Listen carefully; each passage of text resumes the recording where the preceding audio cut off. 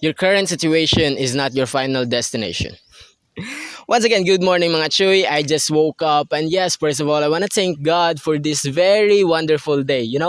Fresh air, still living. So let's be thankful.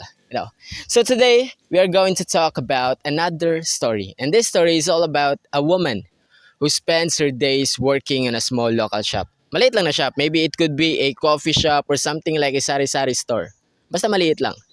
So this woman always feels stuck watching her peers posting their achievements online.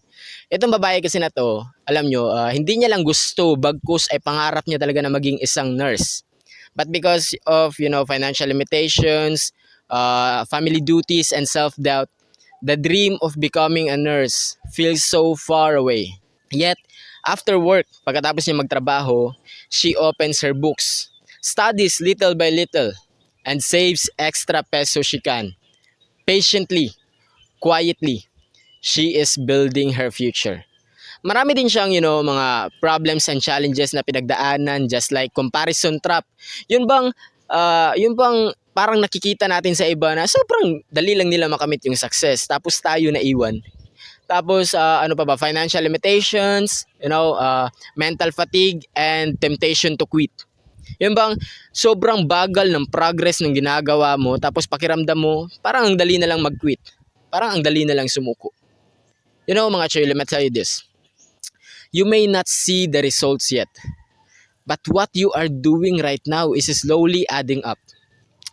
Your efforts, your sacrifices, your quiet hustle, they're not wasted mga Choy.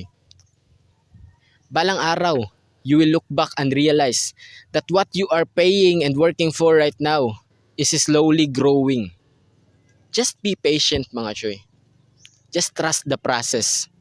Katulad nga ng sabi ko, your current situation is not your final destination because the best chapters of your life is yet to come. What you are going to do is just go with the flow and continue to move forward. Something bad is about to happen to me.